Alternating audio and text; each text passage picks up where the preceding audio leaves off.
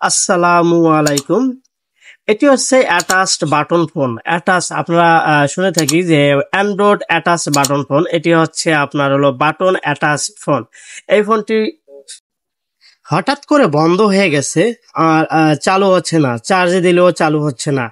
আপনারা দেখেন সাইডে আপনাদেরকে অ্যাটাচ যে সিস্টেমটি রয়েছে, এটিতে কোনো আপনারা ব্যাটারি খুলতে পারবেন না। এটিতে যে ফিক্সড করা একটা ব্যাটারি রয়েছে, আপনারা দেখেন চারিদিকে কিছু হালকা নাট দেওয়া রয়েছে, কিন্তু ফোনটিতে মধ্যে কোনো রকম কোনো খোলার অপশন নেই। সেক্ষেত্রে নাটগুলো খুলতে হবে, খুলে তারপরে এই মোবাইলটি খুলে ফেলতে হবে। আমরা আগে সিম কার্ডটি খুলে নিব। সিম কার্ডটি খুলে নিব, খুলে নিয়ে যেহেতু অ্যাটাচ ফোন আপনারা দেখেন সিম কার্ডটি খুলতে হবে। সিম কার্ডটি খুলে নিয়ে আমরা এটিকে মোবাইলটিকে খুলে ফেলবো।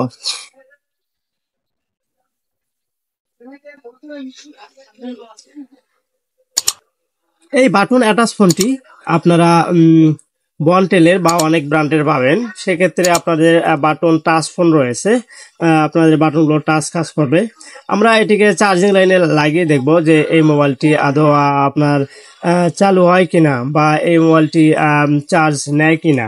সেক্ষেত্রে আপনাদেরকে বুঝতে হবে, যদি এই ফোনটি চার্জ না নেয় সেক্ষেত্রে আপনারা যদি চার্জে লাগিয়ে যদি আপনার চার্জিং পিন ঠিক থাকে অবশ্যই চার্জ হবে। আমরা আগে ফোনটা খুলবো, খুলে আগে চার্জিং সেকশনটি আমরা দেখবো চার্জিং সেকশনটি ঠিক আছে কিনা। আদারওয়াইজ আপনার কুল টেস্টিং, হট টেস্টিং সবকিছু করে দেখবো এই মোবাইলটি চালু হয় কিনা। তারপর আমরা স্টেপ বাই স্টেপ কাজগুলো করার চেষ্টা করব। আপনারা ইনশাল্লাহ ভিডিওটি শুরু থেকে শেষ পর্যন্ত দেখবেন। ইনশাল্লাহ আপনারা এই ফোনটির সবকিছু খোলা থেকে আপনাদের কাজ যেভাবে করা দরকার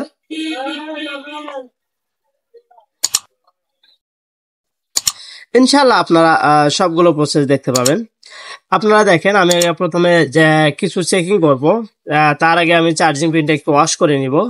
চার্জিং পিনটা একটু অফ করে নিয়ে আমরা এই চার্জিং পিনটাকে আগে রিপেয়ার করব বা চার্জিং পিনের ভোল্টেজ গুলো মেপে দেখবো। আপনাদের সামনে মিটার টিয়ে দেখতে পাবেন, মিটার টিয়েতে আপনারা কন্টিনিউ বা ভোল্টেজে আপনার ভোল্টেজে সিলেক্ট করে নেবেন। ভোল্টেজে সিলেক্ট করার পর আপনারা এই যে ফোনটি রয়েছে এই ফোনটিতে আপনারা চার্জিং কেবল ইন করে বা ব্যাটারি ভোল্টেজটি আগে মেপে দেখবেন ব্যাটারি ভোল্টেজ কত রয়েছে। প্রথমত আমি ব্যাটারি ভোল্টেজটা আপনাদেরকে মেপে দেখাচ্ছি। ব্যাটারি ভোল্টেজটি দেখেন আপনারা 3.25 পর্যাপ্ত পরিমাণ চার্জ নেই। এই মোবাইলটি চালু হওয়ার জন্য পর্যাপ্ত পরিমাণ চার্জ নেই, এটি হচ্ছে মেন সমস্যা। যেহেতু আমার ব্যাটারিতে চার্জ নেই সেক্ষেত্রে আমাকে আগে ব্যাটারিতে চার্জ করার পজিশনে নিয়ে যেতে হবে। আমি আগে ব্যাটারিতে চার্জ করার যে চার্জিং প্রসেসটি রয়েছে এই চার্জিং প্রসেসটি আমি মেপে দেখব যে চার্জিং প্রসেসটি ঠিকঠাক রয়েছে কিনা। আমি চার্জে লাগিয়েছি, চার্জে লাগিয়ে আমি যে ঠিক ডাইরেক্টলি যে কন্ট্যাক্ট পয়েন্ট রয়েছে, চার্জিং পোর্টের যে কন্ট্যাক্ট পোর্ট রয়েছে ভোল্টেজ বিভাস, এই বিভাসে আমি মেপে দেখব যে আমাদের 5 ভোল্ট আছে কিনা। আপনারা দেখতে পেলেন এখানে কোনো 5 ভোল্ট নেই। সেক্ষেত্রে আমরা বুঝতে পেরেছি যে এখানে চার্জিং পোর্টের সমস্যা রয়েছে। সেক্ষেত্রে আমরা এই চার্জিং পোর্টটি যদি চেঞ্জ করি, আগে আমরা চার্জিং পোর্টটি চেঞ্জ করে দেখব।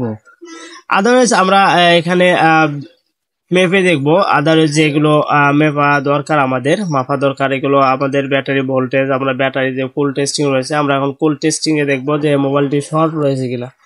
আদৌ যদি মোবাইলটি শর্ট থাকে সেক্ষেত্রে আমাদের এই ব্যাটারিতে অটো চার্জ খেয়ে নেবে, মোবাইলটি চালু হবে না। আপনারা দেখতে পাচ্ছেন এখানে কোনো শর্টিং নেই, এবং কুল টেস্টিং এবং হট টেস্টিং এর দেখেন আমাদের যে ফোনটি আছে ফোনটি সঠিকভাবে কাজ করতেছে, সঠিকভাবে ঠিক রয়েছে, মানগুলো ঠিক রয়েছে। সেক্ষেত্রে আমরা এই যে চার্জিং পিন যে আমাদের যে ভোল্টেজটি পাচ্ছে না, যেহেতু এটি attach phone, button attach phone, সেক্ষেত্রে আমরা চার্জিং এর কাজটি আগে করব। চার্জিং এর কাজটি করে নিয়ে তারপর আমরা এই ভোল্টেজ গুলো ঠিকঠাক পাই কিনা এটা দেখব। এই মোবাইলগুলো চার্জিং পিনগুলো লাগানোর সময় আপনারা খেয়াল রাখবেন যাতে এই চার্জিং পোর্টটি উঠানোর সময় তাদের চার্জিং পোর্ট যে বসানো পিনগুলো রয়েছে পিনগুলো উঠে না যায়। কারণ এই পিনগুলো উঠে গেলে, কারণ এটি অ্যাটাচ ফোন, বারবার খোলা লাগা একটু বিরক্তিকর।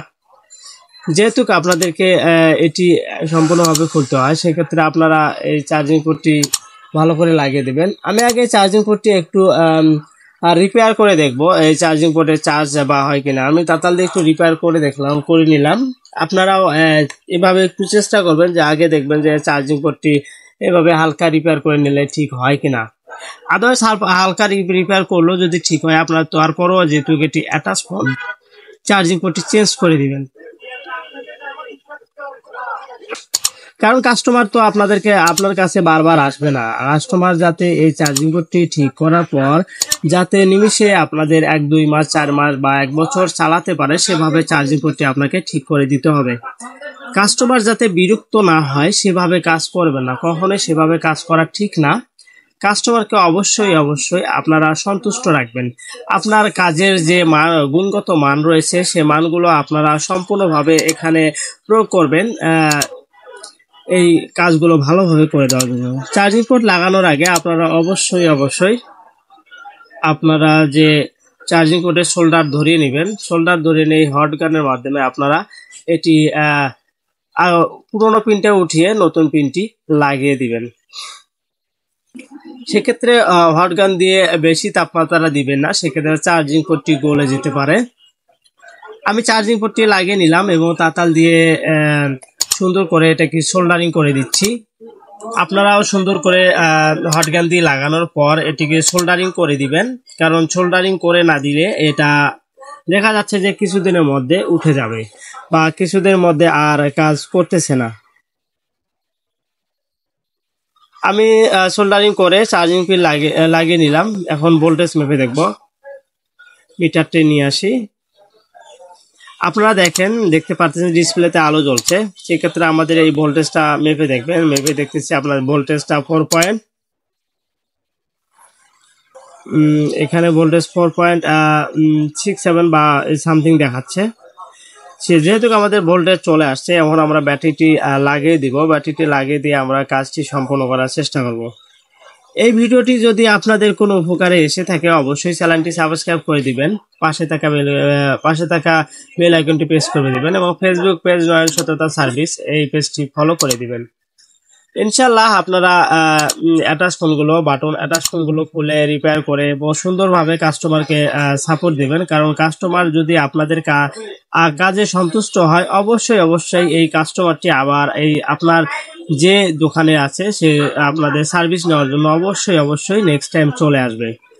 আমার এই দক্ষতা মানে এই অভিজ্ঞতা যে আমি যে কাজগুলো করে দিই ভালোভাবে করে দেই, পরবর্তীতে দেখি আমার কাছে সেই কাস্টমারগুলোই আবার আমার কাছে চলে আসে। আশা করি আপনারা এভাবে কাজগুলো করে দিবেন। ভালো থাকবেন, সুস্থ থাকবেন। আল্লাহ হাফেজ।